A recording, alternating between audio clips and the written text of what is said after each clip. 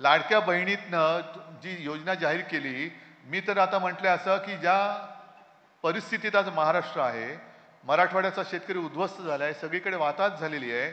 निवडणुकीच्या वेळेला 2-3 महिन्याचे खात्यामध्ये तुमच्या पैसे आले होते की नव्हते?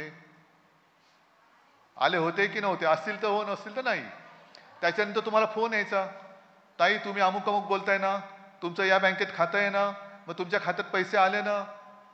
मग ताई काय म्हणायची, अरे बापरे, माझं माझं नाव यायला माहिती आहे, माझा टेलिफोन नंबर माहिती आहे, माझं बँकेचं खातं यायला माहिती आहे. पण लक्षात ठेवा, आमच्या दादानी, आमच्या भाऊनी, आमच्या यांनी तुम्हाला हे सगळं केलेलं आहे. मग ताई घाबरायची. ताईचं म्हणणं काय व्हायचं, अरे बापरे, एवढं जर का माझं लक्ष आहे, मग मत नाही दिलं तर हा काय करेल? बरोबर आहे. आणि दुसरी गोष्ट अशी की महिला म्हटल्यानंतर थोडेसे काय होतात, अरे बाबा हा मला मदत करतो, याला फसवायचं कसं? पण तुम्ही त्यांना नाही फसवलं, आता तो तुम्हाला फसवतोय ना. मग मी जी मागणी केली की आत्ताच्या परिस्थितीमध्ये जसं निवडणुकीच्या आधी 2-3 महिन्याचे हप्ते, आता हा हप्ता शब्द फार विचित्र आहे. हा हप्ता बँक महिलांच्या खात्यामध्ये जर जमा केला तर पुढच्या 6 महिन्याचे हप्ते आता द्या ना. आता गरज आहे माझ्या ताईंना, लाडक्या बहिणींना गरज आहे महाराष्ट्राच्या. पुढच्या 6 महिन्याचे द्या टाकून. आणि हे होऊ शकतं.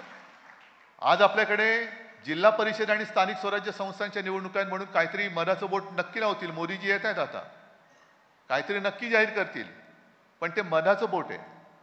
बिहारच्या निवडणुका आता अजून जाहीर नाही झालेल्या, पण 75 लाख महिलांच्या खात्यात बिहारच्या मोदीजींनी प्रत्येकी 10,000 रुपये टाकलेले आहेत. मग माझ्या महाराष्ट्राच्या बहिणी कमी लाडक्या आहेत का? बिहारच्या बहिणी जास्त लाडक्या आहेत का? का आता बिहारच्या बहिणींच्या मताची तुम्हाला आवश्यकता आहे म्हणून तुम्ही त्यांच्यावरती जास्त प्रेम करताय का? बहीण बहीण असते. मी तर म्हणतो असं निवडणूक बघून कशाला करताय? संपूर्ण देशातल्या महिलांना दर महिन्याला तुम्ही द्या. संपूर्ण देशातल्या महिलांना जाहीर करा. पण अट एक आहे की तुम्ही देता हे का उपकार नाही करत, हे यांच्या हक्काचे आहेत. महिलांना दर महिन्याला तुम्ही 1,500 रुपये देतायत. 2100 रुपये देणार होते, कधी देणार आहेत?